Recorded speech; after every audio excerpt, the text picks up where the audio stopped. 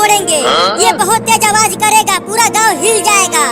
चिंटू इस सिलेंडर को यहाँ रख दे, मैं इसमें आग लगाकर फोड़ती हूँ इसे। हाँ यहाँ ठीक रहेगा, पूरा पुलिस थाना हिल जाएगा इससे। चिंटू अब तू उस पेड़ के पास चला जा, मैं इसमें जल्दी से आग लगाकर आती हूँ। सुनो, सिलेंडर के फटने से पहले ही तुम जल्दी से भाग कर आ जाना मेरे पास। अरे मोरी मैया, चिंकिया गैस सिलेंडर में आग लगा रही है। रुक जा चिंकिया, ऐसा मत कर। ये ले। अरे कौन मारा बे मुझे? मम्मी तूने मुझे क्यों थप्पड़ मार दिया? तू ये क्या कर रही है? सिलेंडर में ही आग लगा रही है। हमारे पास पटाखा नहीं है तो मैं और चिंटू ऐसे ही फोड़ रहे हैं। ये ले, फिर से ऐसा दोबारा करेगी तू? नहीं। पटाखे खरीदो, पटाखे। दिवाली के पटाखे खरीदो बच्चों। मुर्गा छाप, नागिन छाप, रॉकेट सभी पटाखे लेकर आया हूँ। आओ और पटाखे खरीदो बच्चों। चिंकी देखो, आदमी ढेर सारा पटाखा बेच रहा है। क्या फायदा, हम तो बहुत गरीब हैं। हमारे पास पैसा नहीं है पटाखे खरीदने के लिए। मम्मी वहाँ देखो, एक आदमी दिवाली का पटाखा बेच रहा है। मुझे भी पटाखा दो ना मम्मी। अरे बाबू, मैं कहाँ से पटाखा ला कर दूं तुम्हें? मेरे पास पटाखा नहीं है, तो मैं जा रहा हूँ उस आदमी से पटाखा मांगने। अरे रुक जा बाबू, तू एक बिल्ली है, वो आदमी तुम्हें मार देगा। मैं नहीं रुकूंगा। मम्मी हमें भी पैसा दो ना, आज दिवाली है तो हम भी पटाखा खरीद कर उसे फोड़ना चाहते हैं। मैं क्या करूं, हमारे घर में एक भी रुपया नहीं है। अब हमें भूखे ही सोना पड़ेगा मेरे बच्चों। तो क्या आज हम दिवाली नहीं मना पाएंगे? मैं क्या करूं? अगर मेरे पास पैसा होता तो मैं तुम्हें दे देती। पटाखे खरीद लो बच्चों, पटाखे। अबे वो आदमी, चल एक बढ़िया वाला रॉकेट दे दे मुझे। अरे बच्चों को बुलाया और ये बिल्ली आ गया। चल भाग यहाँ से बिल्ली। दे दो ना, एक रॉकेट दे दो। पैसा दे 10 रुपया, तब तुझे रॉकेट दूंगा। लेकिन मेरे पास तो पैसा है ही नहीं। पैसा नहीं है तो चल भाग यहाँ से, रॉकेट नहीं मिलेगा। तू मुझे डरा रही है बिल्ली, मैं तुझे उठाकर फेंक दूंगा। एक रॉकेट दे दो ना। ये ले तू बिल्ला।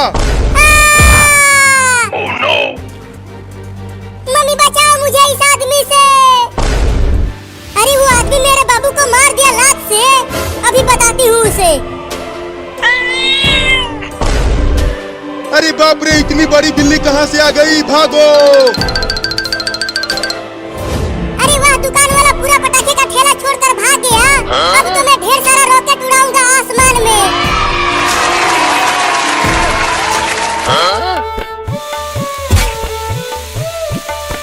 अब देखना मम्मी, रॉकेट उड़ेगा। इसके पंख तो है ही नहीं, तो ये उड़ेगा कैसे बाबू? अरे मम्मी, ये बिना पंख के ही उड़ता है, मैंने देखा है इसे उड़ते हुए। चल झूठा, ये नहीं उड़ेगा, मैं जा रही हूँ। अरे ये रॉकेट तो मेरी तरफ आने लगा। मम्मी बचाओ। अरे वो रॉकेट तो बिना पंख के ही उड़ने लगा और वो बाबू का ही पीछा करने लगा। भाग बाबू, और तेज भाग। अरे कहाँ कहाँ भागू मम्मी? जहाँ जहाँ जा रहा हूँ ये रॉकेट उधर ही आ रहा है। चिंटू देख, एक रॉकेट बिल्ली के पीछे पीछे उड़ रहा है और वो बिल्ली भाग रही है। अरे उस बिल्ली को छोड़ चिंकी, वहाँ उस रोड पर देख, वहाँ पटाखों का एक पूरा ठेला खड़ा है और वो बेचने वाला भी नहीं दिख रहा वहाँ। तो जल्दी चलो, हम वो सारे पटाखे लूट लेते हैं। हाँ तो जल्दी चल चिंकी, नहीं तो कोई और ले जाएगा सारा पटाखा।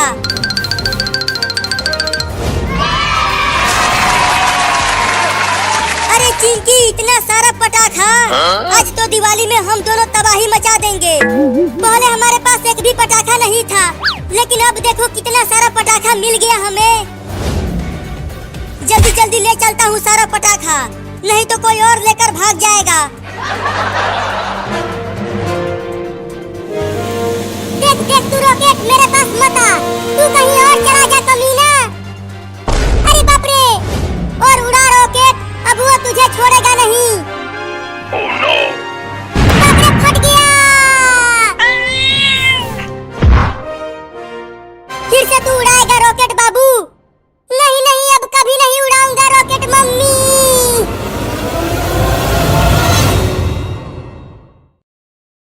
I never imagined the day I dreamed about since I was a little girl would turn into the loneliest moment of my life. I used to picture my dad walking me down the aisle, smiling with pride, and my mom wiping her tears of joy, but when that day finally came, there were no proud smiles, no teary eyes from my parents, only silence and an empty seat where they were supposed to be. I remember standing in front of the mirror that morning in my white dress, trembling with both excitement and fear my best. Friend Clara helped me fix my veil. She whispered, "You look beautiful. They are going to cry when they see you."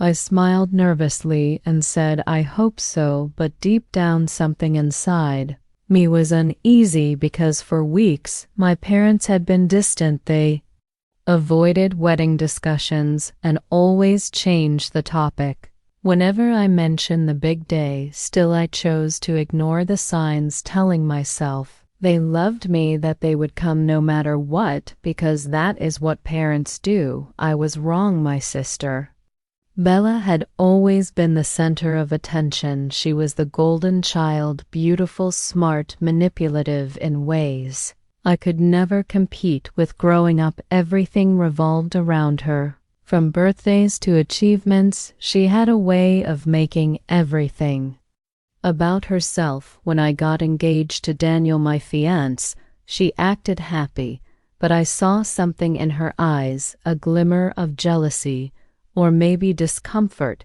as if my happiness was stealing her spotlight. I brushed it off, thinking she would come around, but instead she grew colder. A week before my wedding, she called me and said she wanted to host a small lunch gathering with her friends and family.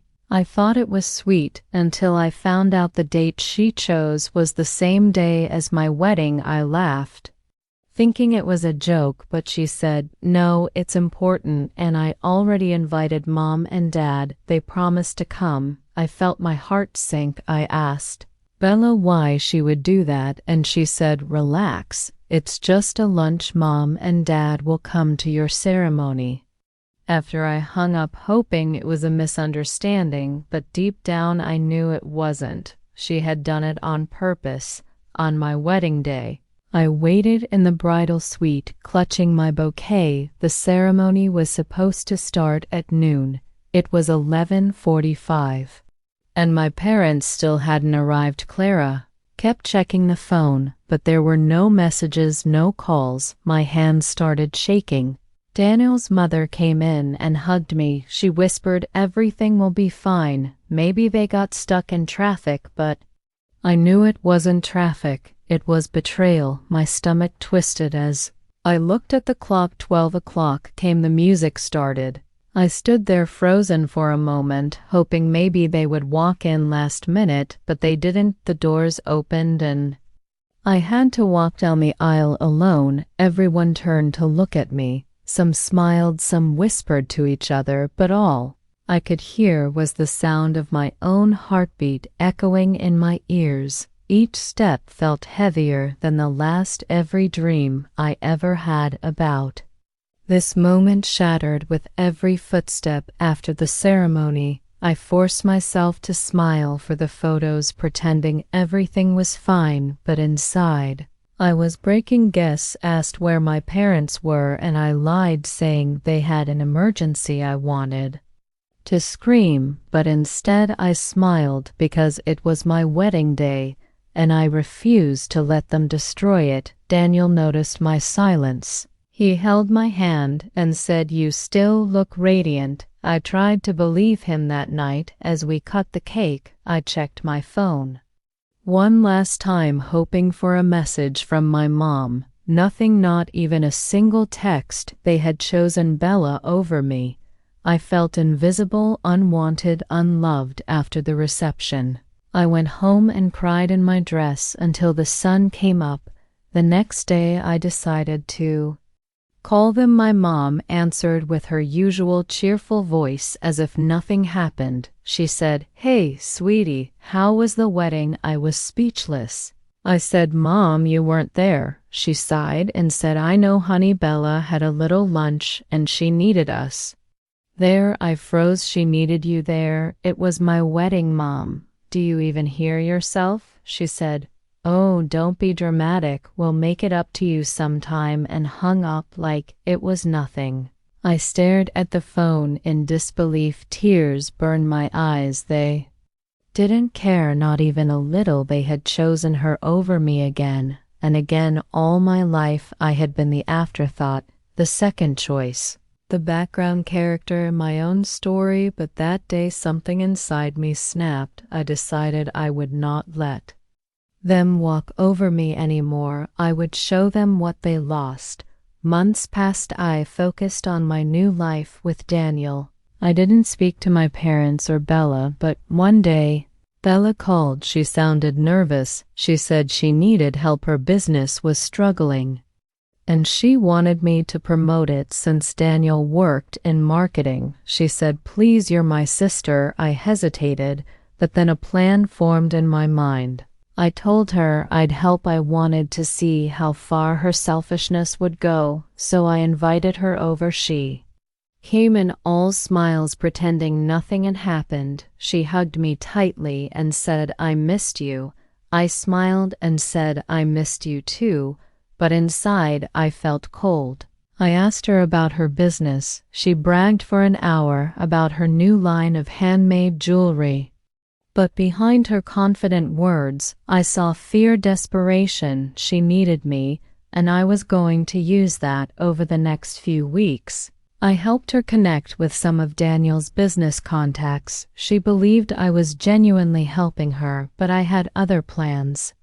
She started making rude remarks about me again, calling me lucky for marrying rich, saying my success was just because of Daniel. I stayed quiet, recording every conversation secretly. One night she sent an email to one of Daniel's partners badmouthing me, trying to make me look untrustworthy. What she didn't know was that the partner was already aware of my plan.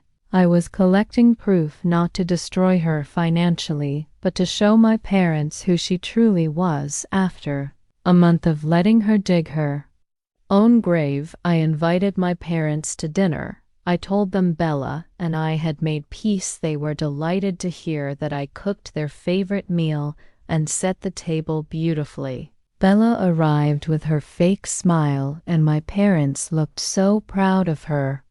As always during dinner, I said, there's something I want to show you, and played the recordings on the TV. Every word, every insult, every manipulation echoed through the room. My mom's smile disappeared. My dad's face went pale. Bella tried to explain, but her voice cracked. I said, this is who you chose over me. This is the daughter you skipped my wedding for. My mom's eyes filled with tears. She said, I didn't know. I said, you didn't want to know because she's always been your favorite. I stood up and said, you missed your chance to stand by me. Now I stand alone. Bella stormed out. My parents sat in silence. I told them I forgave them, but I would never forget that day. I told them I didn't need their approval or their love anymore, because I had learned to love myself. Daniel stood beside me, holding my hand, proud of what I did. It wasn't revenge for the sake of pain. It was justice for my own peace, a quiet kind of revenge that hurt more than anger ever could. They saw the truth and they had to live with it. That was enough. Months later, I received a letter from my mom. She apologized for everything. She said she realized how unfair she had been, that she wanted to make things right.